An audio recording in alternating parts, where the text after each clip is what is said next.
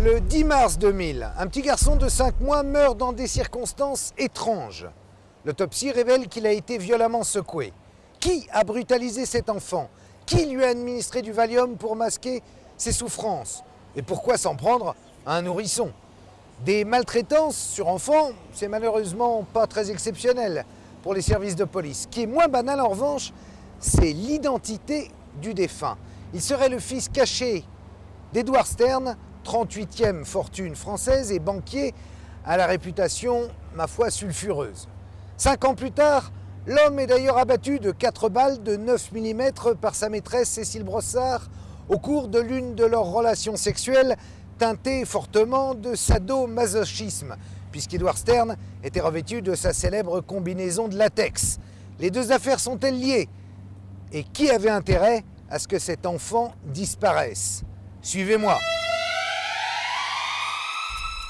Si on devait résumer l'affaire Stern, j'aime bien l'image du millefeuille parce qu'on a le milieu qui est l'affaire criminelle qu'on connaît, et puis il y a tout un tas d'autres affaires Stern. Qu'est-ce qu'Edward Stern vient faire dans cette galère? Serait-il le père? Et je me sens à 100% coupable. C'est quand même moi qui ai engagé cette nounou. C'est un accident, il s'est passé quelque chose, dites-le. Et là, elle se met à pleurer, elle dit je te jure, je vous jure, j'ai rien fait, j'ai rien fait. Donc a-t-elle seule secoué le bébé ou sur ordre? Telle est la question. Cela ressemble à un thriller, à un roman policier. Edward Stern, banquier français richissime, a été retrouvé assassiné. Le comportement qu'elle a eu avec Julia Lemigova, elle l'a eu avec d'autres femmes qu'elle a essayé d'approcher, qui étaient d'autres maîtresses d'Edward Stern, et que donc il y avait cette jalousie qui la dévorait. Encore un choc de plus qui est lié mon fils, Edouard, toute cette histoire qui est digne d'un film. Souvent je me dis c'est juste pas possible.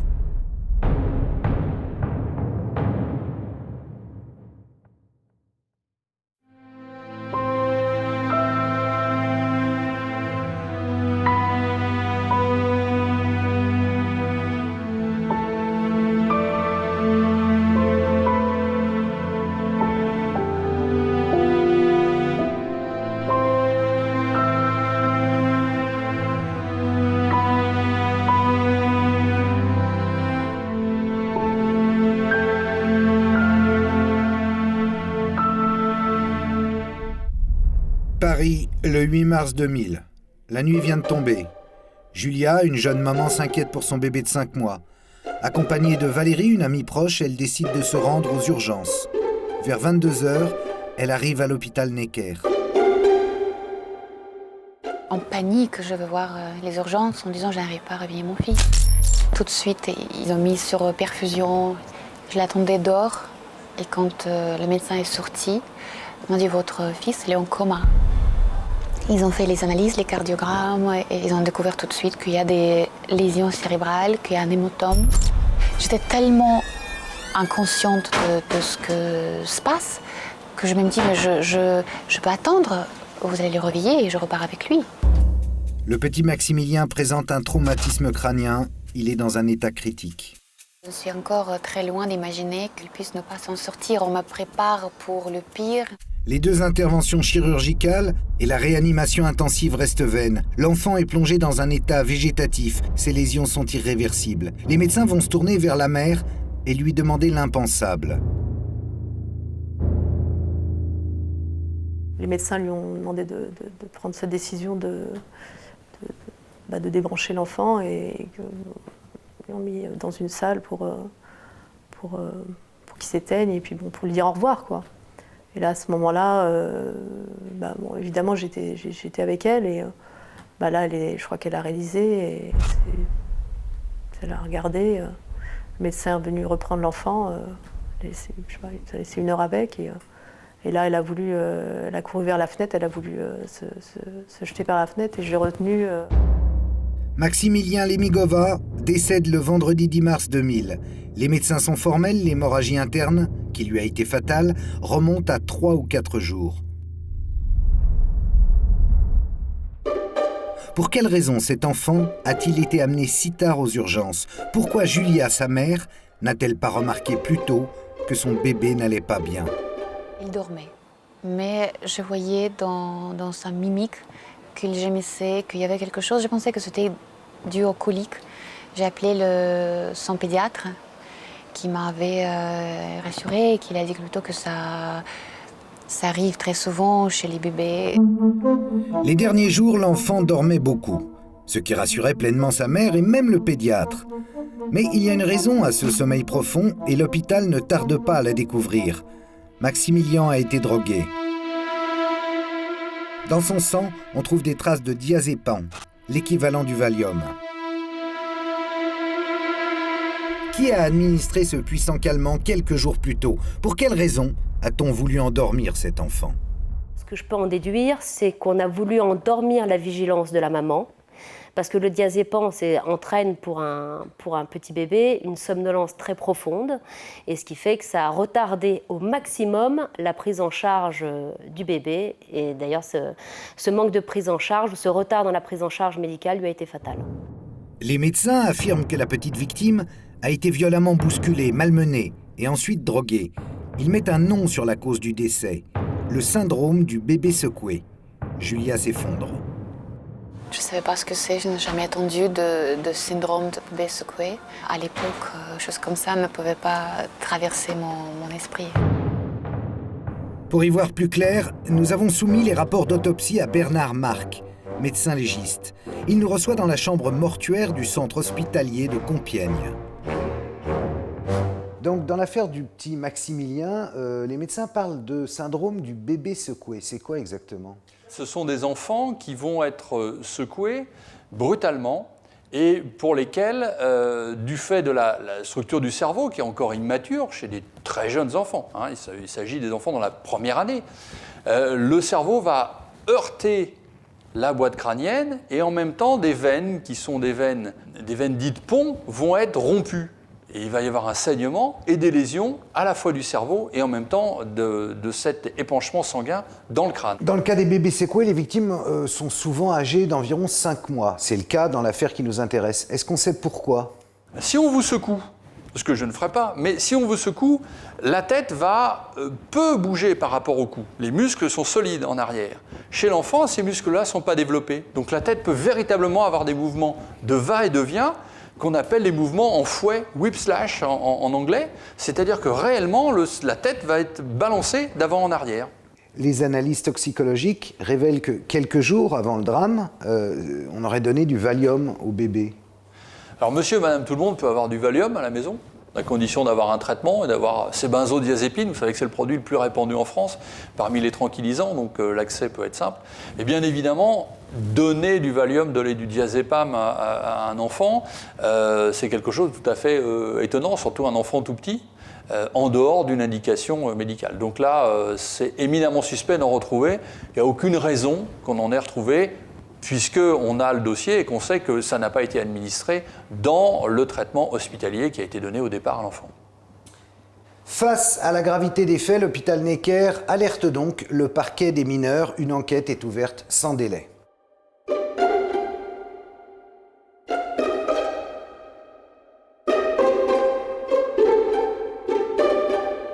Je ne soupçonnais absolument personne. J'étais vraiment à milliers de kilomètres d'imaginer que c'était une personne physique qui pouvait être à l'origine de cette drame. Les auditions des proches débutent. Julia, Valérie, la nourrice, la cuisinière, les amis, tout ce petit monde est entendu par la police. Je dis ce que je sais, mais bon, je ne sais pas grand-chose, à part dire que la veille, j'étais passée à l'appartement et que j'avais trouvé... je connaissais bien Maximilien. Je trouvais qu'il était bizarre, qu'il n'était pas en forme, qu'il avait des yeux qui tombaient. Et j'ai tout de suite demandé à la nounou si ça allait. C'était le soir, elle me dit, il vient de se réveiller, il vient de prendre son biberon, donc c'est normal, vous inquiétez pas. Je dis, bon, ok. Très vite, la mère et la nourrice du petit garçon sont placées en garde à vue. Elles vont passer ensemble 48 heures en cellule et subir de nombreux interrogatoires. À la suite de quoi, elles sont toutes deux mises en examen pour violence volontaire, ayant entraîné la mort sans intention de la donner. Elles encourent la perpétuité.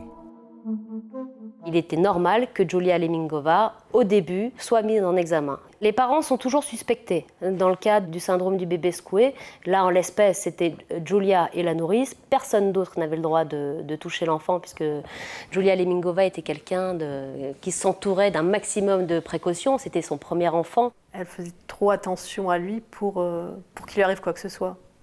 Voilà, c'est évident. Elle le protégeait énormément, ce bébé. Elle le protégeait énormément. Et si elle n'était pas présente parce qu'elle avait des choses à faire, elle faisait en sorte qu'il soit protégé par d'autres gens. L'épreuve que traverse cette jeune femme de 27 ans est effroyable. Non seulement elle vient de perdre son fils chéri, qu'elle élevait seule, mais en plus, on la soupçonne. Pour la police, seul quelqu'un de proche, de très proche de l'enfant, peut être responsable.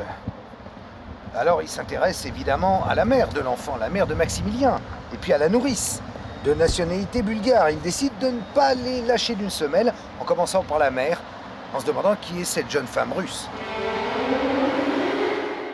Fille d'un ingénieur en aéronautique au sein de l'armée rouge, Julia est sacrée Miss URSS en 1991, la toute dernière avant l'effondrement du bloc soviétique.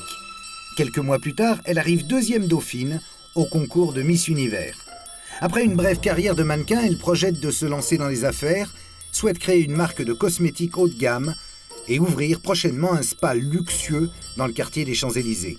La seconde femme dans le collimateur des policiers est la nourrice bulgare. Et là, il dispose de beaucoup moins d'informations. Elle vient tout juste d'être recrutée grâce à une petite annonce déposée à l'église américaine dans le 8e arrondissement de Paris. Sur le papier, elle décrivait un profil idéal qu'on pouvait rêver pour le poste de la future nounou. La nourrice du petit Maximilien s'appelle Maya. Cette ancienne sage-femme d'environ 35 ans vient d'arriver à Paris pour y trouver du travail. Sa fille de 8 ans, elle, est restée en Bulgarie. Ce que je peux en dire, elle avait l'air très dévouée, très heureuse d'avoir trouvé, entre autres, une famille d'accueil, d'avoir trouvé un travail. Et, j'avais seulement l'impression qu'elle était très dévouée à Julia et, et au petit Maximilien. Donc je ne peux pas, j'ai jamais remarqué qu'elle avait des gestes déplacés, énervés. Maya Yorgova s'installe chez Julie Lemingova dans le 16e arrondissement de Paris et prend ses fonctions le 28 février, soit 9 jours exactement avant l'hospitalisation du petit Maximilien. Évidemment, ça ne manque pas d'intriguer les enquêteurs qui la pressent de questions durant les 48 heures de détention en garde à vue. Elle y répond patiemment, mais difficultueusement, car quelques contradictions apparaissent sur son emploi du temps, par exemple. La garde à vue des deux femmes prend fin avant d'avoir pu dissiper ces zones d'ombre. Une fois, on était relâchés. Elle avait la possibilité de venir récupérer ses affaires de chez moi. On ne pouvait plus se voir officiellement, on n'avait plus le droit. Et il devait partir, habiter chez ses amis à Paris, et puis suivre le même contrôle judiciaire que moi, c'est-à-dire se présenter toutes les semaines au commissariat de police, être présente, suivre le même procédure que je devais suivre. Valérie se charge de réunir les affaires de Maya. En la raccompagnant au coin de la rue, elle tente une ultime manœuvre. Je lui demande qu'est-ce qui s'est passé, vous savez quelque chose, vous avez fait quelque chose. Je veux dire, dites-moi, c'est un accident, il s'est passé quelque chose, dites-le. Et là, elle se met à pleurer, elle dit, je te jure, je vous jure, j'ai rien fait, je sais pas ce qui se passe, c'est horrible. J'aimais Maximilien, j'étais dévouée à Julia, enfin, elle était complètement effondrée, quoi. Donc voilà, qu'est-ce que je fais? Je laisse partir et puis voilà. Une fois seule dans l'appartement, Julia Lemingova est prise d'un affreux doute. Pour trouver des réponses à certaines de ces questions, elle est allée fouiller dans la chambre de la nourrice et dans sa salle de bain. Et dans la salle de bain, elle a découvert dans la poubelle des ampoules de diazépam bulgares qu'elle a immédiatement rapportées dans l'heure à la brigade des mineurs. La découverte est saisissante. Que fait ce Valium dans les affaires de Maya Yorgova? Est-ce le même produit qui a été injecté au petit Maximilien? La police tient une piste sérieuse, il faut absolument réinterroger cette nourrice. Mais pour ça encore faudrait-il la trouver, car entre-temps, Maya Yorgova s'est littéralement volatilisée. A-t-elle pris la fuite? Est-elle repartie en Bulgarie? On l'ignore. Mais à l'évidence, l'une des principales suspectes vient de se faire la malle. La personne qui n'a rien à se reprocher reste à la disposition de la justice, évite de s'enfuir. Ça, c'est évident. Une suspecte vient donc de disparaître, laissant derrière elle une pièce à conviction. Énorme d'ailleurs. Si elle est coupable, comment a-t-elle pu oublier des ampoules de diazépam provenant de Bulgarie? Ça revient quasiment à signer son crime. Alors, erreur grossière ou grosse manipulation visant à la désigner, elle, la nourrice, comme coupable? L'affaire se corse. D'autant que la police n'est pas au bout de ses surprises. Officiellement, Maximilien est né de père inconnu. Mais les enquêteurs vont découvrir que son géniteur pourrait être Edward Stern, le célèbre banquier. Et c'est tout sauf une bonne nouvelle, car ils vont devoir l'auditionner comme n'importe qui. Sauf qu'Edward Stern, c'est pas n'importe qui. Renaud Lecadre, bonjour. Bonjour. Alors tu es journaliste à Libération, journaliste d'investigation, journaliste économique. Et donc, de par cette profession, tu es appelé à bien connaître la vie d'Edward Stern. Quel genre d'homme c'était? Alors, Edward Stern, c'est l'héritier d'une longue dynastie de banquiers. Sauf qu'Edward Stern n'a jamais été un banquier en tant que tel. C'est plutôt un moneymaker, un homme d'affaires au sens très large du terme. À l'origine, certes, il hérite d'une banque Stern en tant qu'héritier d'une longue dynastie de banquiers, mais lui-même n'a jamais été banquier. Edward Stern, c'est le premier qui, dans les années 80, commence à une méthodologie, genre on met les pieds sur la table, on tape et après on discute. Là, c'est son côté un petit peu pitbull, genre, pour prendre l'imagerie médiévale. C'est lui qui fait le bélier pour enfoncer les portes du donjon. Mais une fois ce travail fait, quand il s'agit de quadriller le château fort, il laisse le soin à d'autres. Donc on peut dire que c'est un bad boy, un voyou, quelqu'un qui s'amuse en faisant ça. C'est le premier qui a utilisé la fonction de bad boy dans une optique financière. Justement, histoire de casser un peu ce monde feutré où passe-moi le sel. Pourquoi, par exemple, on l'appelle le prince noir de la finance? Pourquoi il a cette aura à la fois mystérieuse et inquiétante? Quelle impression il faisait sur les gens quand les gens le rencontraient, Stern? Déjà, il fait quasiment 2 mètres. 2 mètres de haut, 1m98. Ça impressionne. Il est ceinture noire du karaté. Il n'a jamais menacé physiquement qui que ce soit. Mais quand même une carrure, sa ceinture noire, qui fait que les gens ont peur. Pas forcément physiquement, même si certains ont pu ressentir une peur physique. Mais ce tableau n'a jamais menacé. Mais il fait peur parce qu'on sait qu'il peut, en milieu financier, il peut avoir la vengeance terrible, la vengeance noire, ne rien lâcher, même si ça peut le faire éventuellement perdre de l'argent. Avec Edward Stern, la police marche sur des œufs. L'homme est riche, puissant, mais également impulsif et très difficile à cerner. Je suis incapable aujourd'hui, je pense, de me prononcer sur qui était cet homme. Il avait une aura incroyable, qu'il exerçait un charme presque magnétique sur toutes les personnes qu'il rencontrait. C'est vrai que ça fait toujours caricatural de dire ça, en résumant, en disant un peu Dr Jekyll, Mr Hyde. Mais c'est vrai qu'avec Edward Stern, on est là-dedans. Et puis, tous les témoignages qui succèdent le montrent. C'est-à-dire quelqu'un qui, de toute façon, ne laissait pas indifférent. Était-il arrogant? C'est un des sujets qu'on a abordés. Il était impatient. Comme il comprenait tout, très vite et tout de suite, probablement s'irritait-il un peu lorsque ses interlocuteurs musardaient, alors que lui était déjà au cime. Et il jouait toujours avec le feu, avec les gens, avec les émotions. Julia Lemigova et Edward Stern se rencontrent en 1997, lors d'un dîner en présence du milliardaire Jimmy Goldschmidt. Elle a 25 ans, lui 44.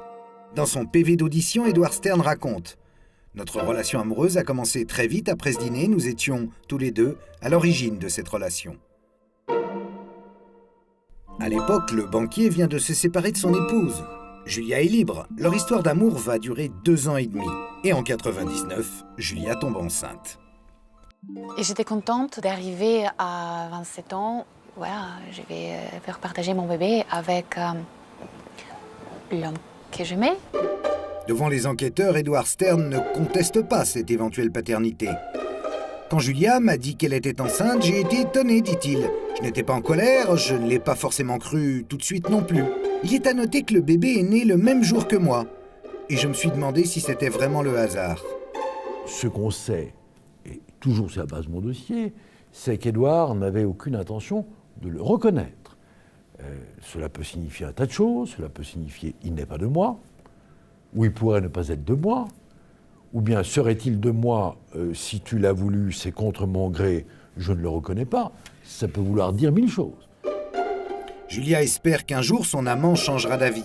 Mais pour l'heure, son enfant va naître de père inconnu. Julia réalise qu'elle va faire cet enfant toute seule et que quelque part elle l'accepte et elle est quand même heureuse d'être enceinte. Mais il n'a jamais dit que catégoriquement qu'il est contre, qu'il ne m'aura plus. Au contraire, ce n'est pas une bonne idée. Mais malgré ça, on continue de se voir pratiquement tout le long de ma grossesse. Julia décide que son fils naîtra à New York, de façon à obtenir ainsi la nationalité américaine. Valérie l'accompagne pendant ses 5 mois de périple. Malgré la distance, Julia et Édouard restent en contact. Le 18 octobre 1999, il la félicite pour la naissance de Maximilien. À la même époque, Julia éprouve l'étrange sensation d'être suivie dans la rue. Est-ce un détective privé? Mais dans ce cas, payé par qui? Dans quel but? Et qui est cet énigmatique personnage qui tente de la rencontrer sous prétexte d'une interview bidon? J'ai soupçonné tout de suite que peut-être c'est une des amusements d'Édouard.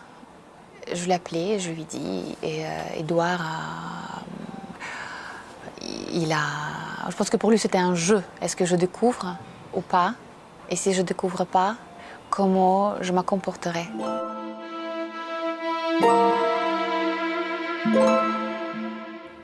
Ces photos de Julia prises à New York par un détective privé seront effectivement retrouvées quelques années plus tard dans les tiroirs d'Edward Stern à l'occasion d'un nouveau drame, il faut bien le dire. Mais ça, on va en reparler tout à l'heure. Pour l'heure, Edward Stern reste étonnamment présent dans la vie de Julia Lemigova, la belle Julia.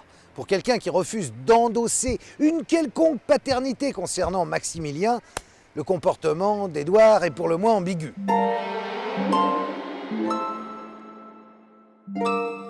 Fin janvier 2000, Julia revient à Paris.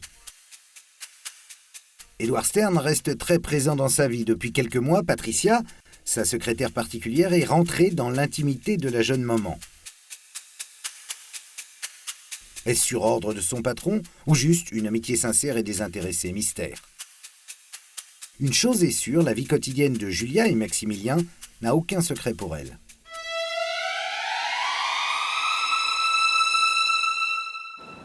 Je le trouvais inhabituellement présente pour un étranger et j'étais très reconnaissante. Elle m'a dit qu'Édouard, quelque part, il était rassuré qu'on a créé cette amitié avec Patricia. Peut-être que Édouard faisait surveiller Julia par intermédiaire de cette personne, que Julia était contente qu'elle soit là, profiter d'elle pour avoir peut-être des informations aussi d'un autre côté sur Édouard. Enfin, des informations, c'est pas vraiment des informations, c'est juste pour se rassurer, je pense. Elle était présente quotidiennement à son domicile. C'est elle qui a fait des choix importants à sa place, c'est-à-dire comme poser l'annonce pour retrouver la fameuse nourrice à l'église américaine. Ça ne serait jamais venu à l'esprit de Julia avant. Julia et son amie Valérie sont formelles dans leurs dépositions respectives. Mais ces faits sont contestés par Patricia. Elle n'était pas au courant de cette petite annonce. Alors qui a menti devant les enquêteurs? Nous avons sollicité Patricia, évidemment, pour en savoir plus. Mais elle a catégoriquement refusé de nous parler. Dommage. Toujours est-il que Maya Yorgova s'installe dans l'appartement du 16e arrondissement le lundi 28 février 2000. Le petit Maximilien, lui, n'a plus que 10 jours à vivre.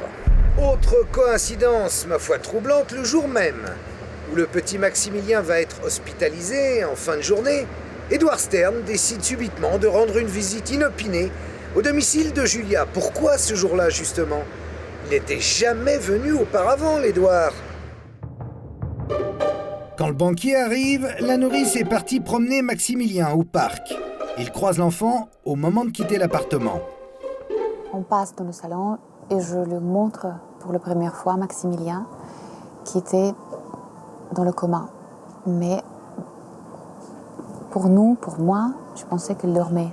Il s'approchait, mais vu que Maximilien dormait, il m'a dit de ne le réveiller pas, laisse-le dormir. C'est la première et la dernière fois qu'Edward Stern voit le petit garçon. Vers 22h, celui-ci dort toujours. Cette fois, impossible de le réveiller. Et la suite, on la connaît. Maximilien décédé, la procédure judiciaire s'enclenche. Julia Lemigova est mise en examen et là encore, le banquier va se débrouiller pour rester très proche du dossier. Il a quand même essayé de tout faire pour que la brigade des mineurs ne focalise pas, en tout cas n'implique pas Julia Lemigova dans le décès de cet enfant. Il lui a trouvé des avocats et ce qui peut paraître surprenant, c'est que leur relation n'avait jamais été basée sur l'argent. Il ne lui avait jamais offert quoi que ce soit, ni payé quoi que ce soit. Et on peut trouver curieux qu'il envoie ses propres avocats défendre Julia Lemigova. L'enquête piétine pendant presque 2 ans. Et depuis la disparition de la nourrice, Julia est la seule suspecte que la police ait à se mettre sous la dent. Ça m'était égal, quelque sorte, qu'on me suspecte. Je me disais, tant qu'on me suspecte, ça veut dire que l'enquête est ouverte. Et ils vont aussi faire le nécessaire pour la trouver et pour qu'elle s'explique de ce qui s'est passé. Ce que la jeune femme redoute le plus, c'est la clôture du dossier. Le 15 février 2002, malgré toutes les questions restées sans réponse, le juge d'instruction prononce le non-lieu. Circulez, il n'y a rien à voir. Désespérée, effondrée en pleurs. C'était la pire journée, la deuxième pire journée de ma vie après la mort de Maximilien. On voit à quel point les avocats de l'époque, c'est pas une critique contre eux, mais à quel point ils auraient pu agir pour la recherche de la vérité. Ils auraient pu interjeter appel de l'ordonnance de non-lieu qui a été rendue. Ils auraient pu demander au juge d'instruction, par des demandes d'actes, d'activer les recherches en Bulgarie pour retrouver la nounou. Et on a un peu l'impression que ces avocats étaient comme des pantins totalement inactifs dans ce dossier. Peut-on parler d'incompétence ou de manque de pugnacité ? Plus grave, dans le dossier pénal, il n'y a aucune trace d'un quelconque mandat d'arrêt international concernant Maya Yorgova. Moi, ce mandat d'arrêt, il est totalement absent du dossier pénal. Je ne l'ai pas. Je n'ai qu'une simple enquête de voisinage sur Paris. C'est tout ce que je possède. Et qu'est-ce qu'on peut en déduire qu'elle n'a pas été recherchée? On peut en déduire, mais de toute façon, ça résulte du dossier, hein. Vous savez, rien ne se perd. J'ai la copie intégrale du dossier pénal. Si elle avait été recherchée, s'il existait un mandat d'arrêt international, il serait présent dans ce dossier d'instruction. Cette nourrice n'a jamais été recherchée. La nourrice bulgare n'a jamais été retrouvée. Mais pour cause, elle n'a jamais été recherchée. Comment est-il possible d'avoir négligé cette piste? Par quel mystère une personne mise en examen pour des faits punissables de réclusion à perpétuité peut-elle s'évanouir comme ça dans la nature sans que personne ne s'en émeuve? Alors évidemment, la mère de Maximilien, pour elle, le non-lieu est intolérable. Pendant plusieurs années, elle va rester en contact discret avec Stern, avec le secret espoir de lui soutirer quelques informations. En vain. Je voyais Édouard pendant toute cette période après la mort de Maximilien avec un seul espoir, c'est que peut-être il était au courant de quelque chose. Comme à son habitude, l'homme répond de façon ambiguë. Il ne nie pas, mais ne confirme rien non plus. Il aurait dû, pour moi, il aurait dû avoir une réaction violente. Comment est-ce que je peux même me poser ce genre de questions? Non, il était très calme, en me disant juste d'oublier et de ne pas chercher. Et en 2005, un événement dramatique va mettre brutalement fin à ses espérances. Cela ressemble à un thriller, à un roman policier. Edward Stern, banquier français richissime et installé à Genève, a été retrouvé assassiné dans son appartement mardi par ses collaborateurs. Pour le moment, les enquêteurs ne privilégient aucune piste. Il faut dire que la victime était des plus atypiques, aventurier aussi bien dans sa vie professionnelle que personnelle. 28 février 2005, le corps du banquier est donc retrouvé à son domicile genevois, criblé de 4 balles. Encore un choc de plus qui liait mon fils, Édouard, toute cette histoire qui était juste, je me disais, peut-être deuxième, après le premier choc de le fait qu'il est arrivé, deuxième pensée, c'était, oh mon Dieu, je ne saurais plus jamais qu'est-ce qui est arrivé avec mon Maximilien. 5 ans, presque jour pour jour, après la mort du petit Maximilien, Édouard Stern décède à son tour dans des circonstances très singulières. L'enquête va-t-elle révéler un lien entre les 2 décès? En attendant, c'est un coup de tonnerre dans les milieux politico-financiers. Un banquier assassiné dans son appartement à Genève. Alors déjà rien que ça, je veux dire, Genève, la ville des banques, de la finance, dont on connaît la discrétion légendaire, forcément ça fait l'effet du bombe. Quand on découvre dans un second temps que ce banquier, c'est pas n'importe qui, c'est Édouard Stern, que c'est en plus quelqu'un qui est considéré comme extrêmement proche de Nicolas Sarkozy. Puis alors la troisième bombe, c'est quand on découvre les circonstances de sa mort. C'est-à-dire qu'on le retrouve étendu dans sa chambre, revêtu d'une combinaison en latex. Alors là, évidemment, ça ouvre la porte à toutes les spéculations, à tous les scénarios, à toutes les théories, et jusqu'aux plus fumeuses. Parmi les pistes possibles, celle d'un crime crapuleux lié à sa vie privée ou celle d'un règlement de compte, d'un contrat. Depuis plus d'1 an, le financier avait réorienté ses affaires vers des investissements pétroliers en Russie sans renouer avec le succès. Et au sein même de la finance française, cet amateur de coups de poker, dur en affaires, se comptait quelques inimitiés. On s'intéressait évidemment aux relations professionnelles et commerciales d'Édouard Stern. On savait qu'il avait connu ou qu'il était en train de vivre en France des procès compliqués. On savait qu'il avait été menacé, qu'il portait une arme en permanence. Le banquier se sentait en danger et ne se déplaçait jamais sans son arme chargée. En France, seuls les policiers en service peuvent le faire, sauf dérogation spéciale et rarissime. Cette dérogation, il l'a eue directement, signée par Claude Guéant, qui était à l'époque au ministère de l'Intérieur avec Nicolas Sarkozy, et qui donc, pour des raisons de sécurité, avait autorisé Édouard Stern à détenir cette arme. Donc ça veut dire que la menace dont Édouard Stern se sentait l'objet était prise au sérieux par les plus hautes autorités de l'État. Édouard Stern, mort et enterré, ses ennemis peuvent sortir du bois. L'homme était craint, haï bien souvent. Son décès en arrange évidemment plus d'un. On voulait sa tête et voici qu'elle tombe gratuitement. Dans la presse, même constat.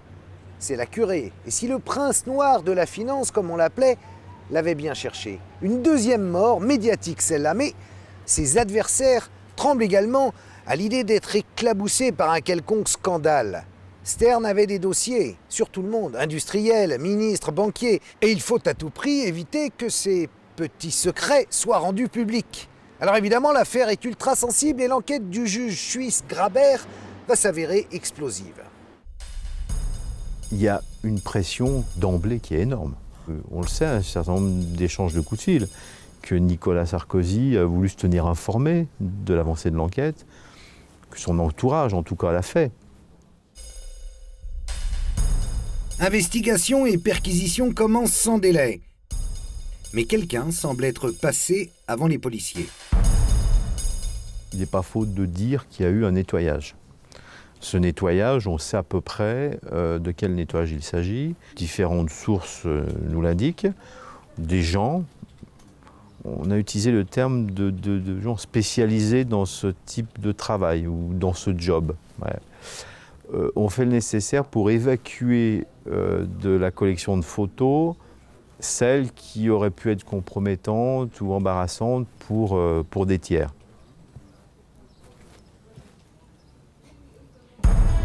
D'obscures officines seraient donc à l'œuvre pour neutraliser toute information, disons, sensible. Les enquêteurs se concentrent sur le domicile de Stern. La porte n'a pas été forcée, alors ils comptent les clés. La seule clé qu'on pouvait soupçonner était celle que détenait une maîtresse qu'on ne connaissait pas trop, mais dont on savait qu'elle était dans les parages depuis un certain temps déjà. Entendue hier toute la journée, cette femme de nationalité française a fini au cours de la nuit par craquer. Il s'agit d'une femme avec laquelle la victime entretenait une relation intime et suivie depuis plusieurs années. Sa maîtresse. On peut le dire.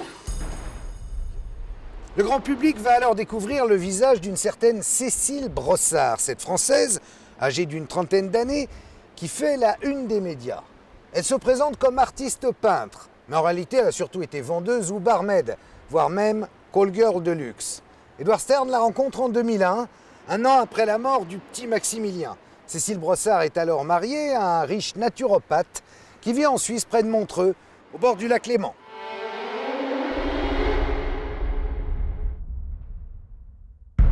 Cécile Brossard, elle vient de nulle part, pardonnez-moi. Elle vient de nulle part, elle n'avait pas vocation à avoir une destination. Il se trouve qu'elle a croisé des hommes plutôt rutilants, plutôt intelligents, des hommes riches, c'est pas ça qui fait la rutilance, mais des écrivains, des intellectuels, des artistes. Et cette femme prenait tout. Elle se transformait en vivant, elle se faisait en vivant. Le couple est improbable. Milieu social et culturel, centre d'intérêt, deux individus vraiment dissemblables. Et pourtant, tous deux ont en commun une enfance douloureuse. L'inceste pour l'une, le manque d'amour pour l'autre. Il y a deux parcours qui se rencontrent et deux parcours de vie cabossés. Cécile Brossard, au procès, on a le témoignage de sa sœur qui est juste édifiant, qui nous raconte qu'enfant, elle allait dans le lit de son père. Il y avait des attouchements, qu'il y avait des choses qui étaient proches de l'inceste. Édouard Stern, on a moins d'éléments, c'est la chape de plomb. On est dans la grande aristocratie financière française, on n'aime pas déballer. Donc on comprend, même si on n'a pas tous les détails, que l'enfance d'Édouard Stern, même si c'était avec une cuillère en argent, elle est ponctuée de choses difficiles, de relations difficiles avec son père. Leur histoire va durer 4 ans, mais très rapidement, l'amour fou vire à l'amour vache. Les amants terribles jouent au chat et à la souris, un petit manège qui va très mal tourner. L'histoire d'amour assez pure au départ se transforme petit à petit en une espèce de relation de manipulation réciproque assez malsaine. Il y a un rapport sadomasochiste tout à fait clair qui s'établit. On a un homme et une femme qui font une descente aux enfers, les deux en même temps, complètement dévorés par leur passion, par un mode de vie destructeur. Une passion absolue, dévastatrice, un poison qui se répand lentement dans les veines des deux amants, comme en témoignent ces échanges écrits, précieusement conservés par Cécile Brossard et cités lors du procès. « Je suis trop malheureux, je t'aime à en claquer, dit Édouard. Tu es l'homme de ma vie, tu es l'homme de ma mort, dit Cécile. Tu aurais dû être gardienne dans un camp de concentration, dit Édouard. Je n'admets de vivre que dans le plus fort, le magique. Il n'y a pas de place pour la nullité dans mes rapports, dit Cécile. Quelques semaines avant la mort de Stern, la perversité atteint son paroxysme. Cécile demande le mariage et exige $1 million pour assurer son indépendance financière. Et puis voilà que sous l'être passionnel et inorthodoxe, pointe la petite bourgeoise avec des petites préoccupations de petite bourgeoise, c'est très noble. Mais le mariage, la bague au doigt, le fric, pourquoi pas une voiture et un lave-vaisselle. Elle n'a jamais travaillé, jamais cotisé.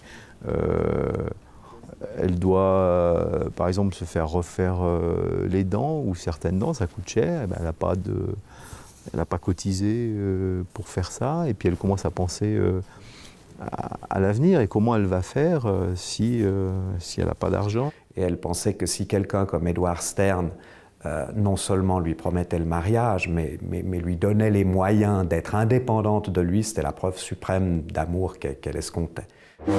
Preuve d'amour ou requête beaucoup plus prosaïque, la question divise. C'est sans doute un mélange des deux. Stern, qui n'est pas réputé pour sa prodigalité, refuse de s'exécuter. Cécile menace alors de le quitter.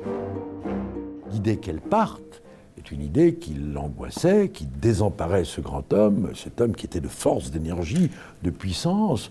Au fond, s'effondrait non, mais se craquelait à l'idée que cette petite blonde partit.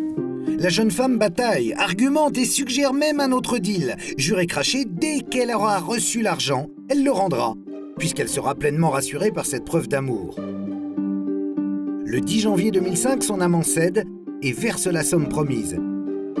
Cécile remporte la première manche. Mais la partie n'est pas terminée car Édouard contre-attaque. Quelques semaines plus tard, se ravisant, Édouard Stern fait bloquer ce million et manifeste son intention de le récupérer. Mais c'est le symbole qui s'effondre. Elle s'attendait au mariage, elle s'attendait à cette indépendance, et puis tout lui est repris d'un seul coup. Cécile est folle de rage, épuisée par une passion toxique qui la consume depuis des mois. Humiliée, bafouée. Le 28 février 2005, vers 20h, elle monte au domicile genevois de son amant. Madame Brossard quitte son domicile conjugal, enfin veuvet. Elle prend ce que j'ai appelé son matériel de combat, c'est-à-dire les instruments, les olisbos et autres plaisirs auxiliaires, autres auxiliaires du plaisir.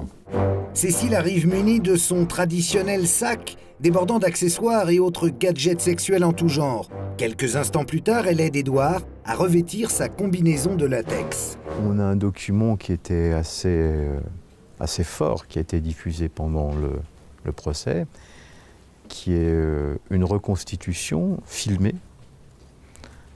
C'était assez pesant, hein, où on voyait donc l'appartement, Cécile Brossard qui refaisait les gestes, qui mimait la scène, avec un policier qui était vêtu dans une combinaison blanche, assis sur une chaise.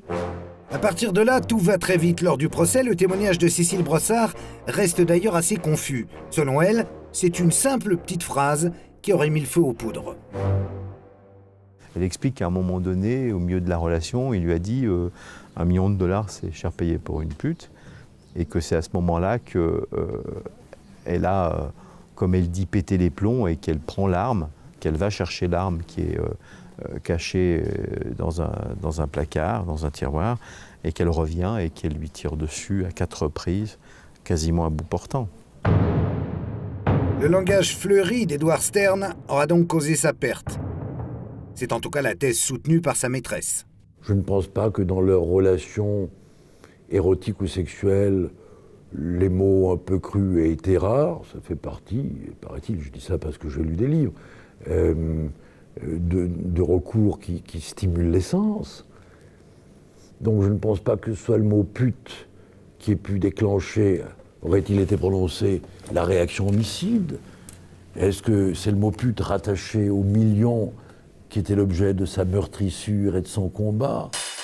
Édouard Stern abattu, la jeune femme prend la fuite. Dans la nuit, elle saute dans un avion direction Sydney. Pourquoi l'Australie?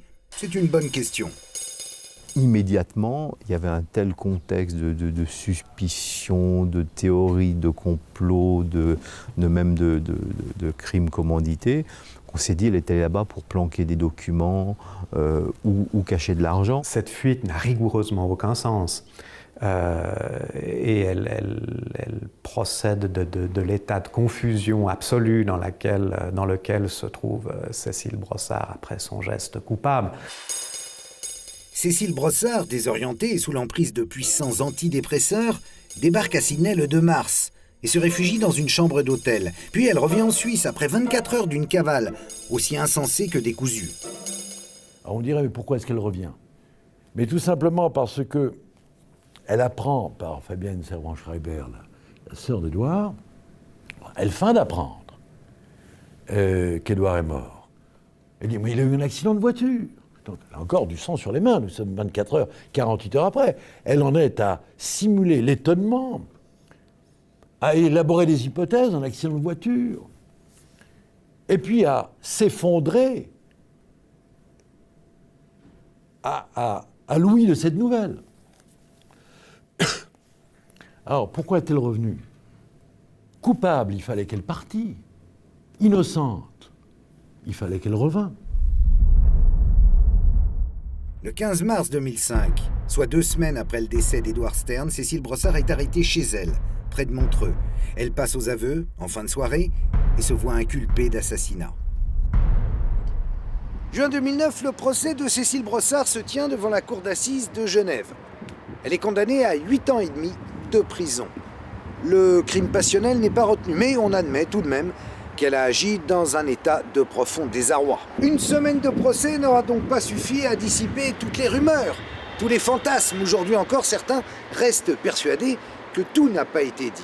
Cécile Brossard a-t-elle agi pour son propre compte ou sur la commande de quelqu'un d'autre? En fait, si on regarde bien, Edward Stern meurt au moment où tout un tas de gens avaient envie de le flinguer. Le flinguer entre guillemets, c'est-à-dire se débarrasser de lui, réduire son pouvoir de nuisance, parce qu'il y a un certain nombre de dossiers où il empêche des gens de tourner en rond. Et on ne voulait pas la battre physiquement, on voulait la battre dans le monde des affaires. Mais de ces dossiers-là, il n'a pas été question lors du procès. Les débats se sont focalisés sur la relation Stern-Brossard, en évitant soigneusement d'aborder tout ce qui fâche, ou pourrait éclabousser des tiers.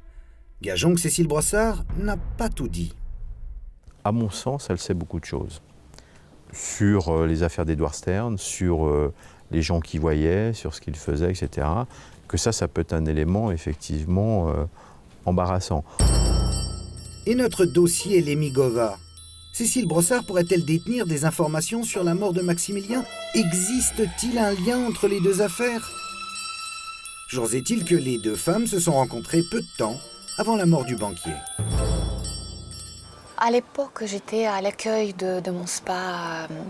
Elle m'appelle en me demandant, c'est moi qui répondais au téléphone, elle se présente comme Laura, qui est amie de la petite amie d'Edouard.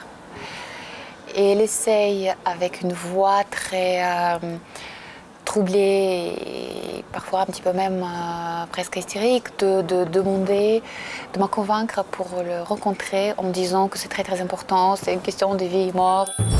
Nous sommes à l'automne 2004, la rencontre a lieu au bar des théâtres, avenue Montaigne. Très vite, Julia comprend que Laura n'est autre que la maîtresse d'Edward Stern. Elle cherche à savoir si Julia et Edward sont encore amants. Je lui dis, écoutez, ça suffit. Je pense que je souhaite bonne chance à votre amie, mais je n'ai rien à dire à ce sujet.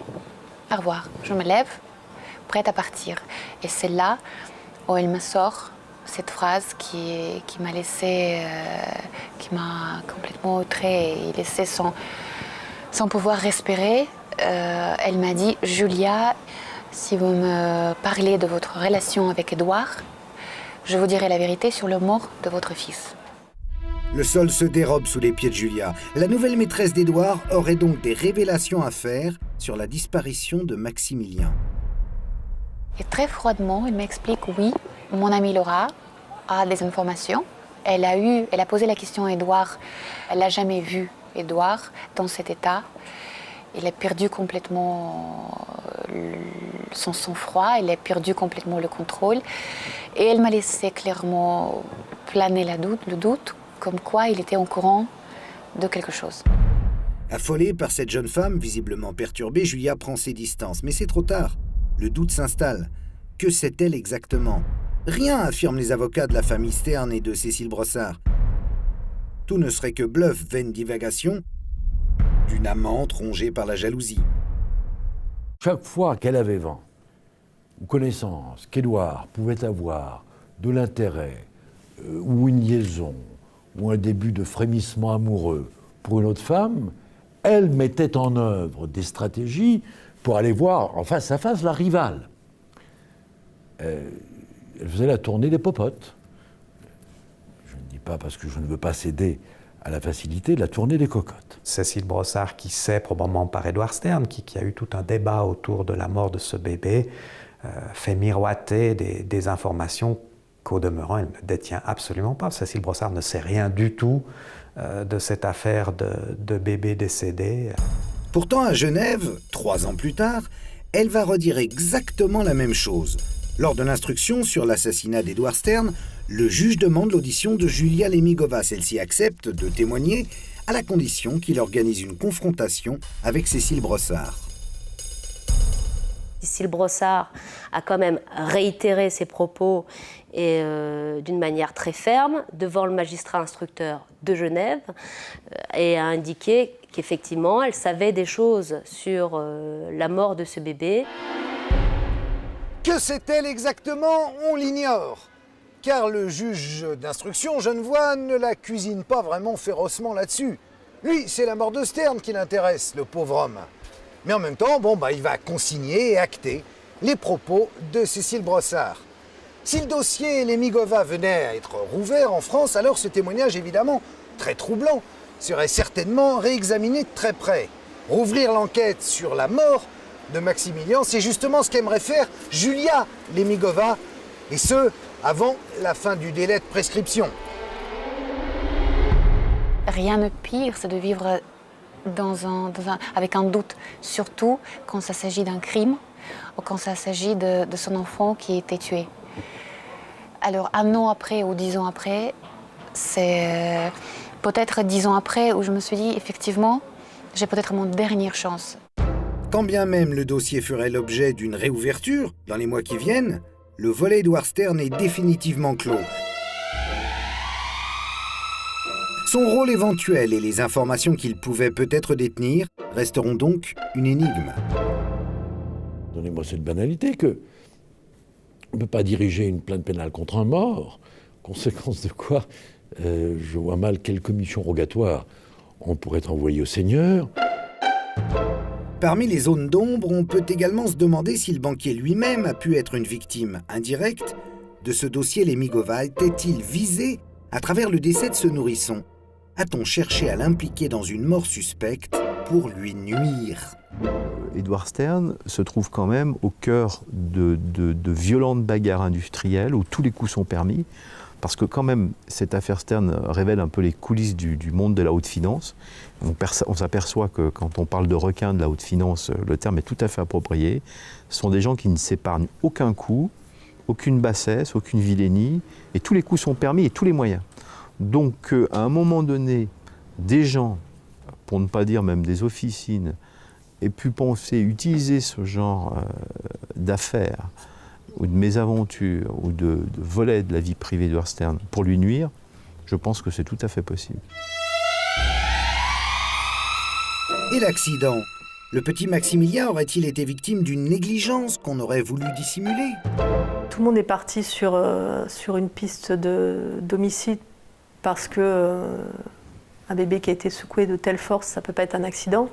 Mais moi, je me suis toujours posé la question, est-ce qu'effectivement, il n'y a pas eu un accident sans que la personne mesure vraiment les conséquences d'un geste et que finalement, ça soit une imprudence. Maltraitance, crime commandité ou accident? La clé du mystère se trouve sans doute en Bulgarie. Là-bas, si on se donnait un peu la peine de chercher, une femme aurait certainement des choses à raconter. Et la vérité ne peut venir que d'une seule personne, la nourrice. Donc a-t-elle seule secoué le bébé ou sur ordre? Telle est la question qui se pose aujourd'hui. 10 ans après, le mystère Lemigova reste définitivement insoluble. Qu'est-ce qui a pu se passer? Qui a secoué le petit Maximilien et dans quel but? Il y a forcément quelqu'un qui sait quelque chose. Pour que la vérité éclate, il faudra bien que cette personne se mette à table. Parmi les protagonistes de cette affaire, 2 femmes n'ont probablement pas tout dit. Je pense bien sûr à la Bulgare, la nourrice. Le jour où on commencera à la chercher, peut-être on la retrouvera et à ce moment-là, elle parlera. Et puis il y a Cécile Brossard. Après tout, Cécile va sortir dans quelques mois de prison. Ce jour-là, peut-être elle aura des révélations à faire. C'est donc pour nous une affaire à suivre. Bonsoir.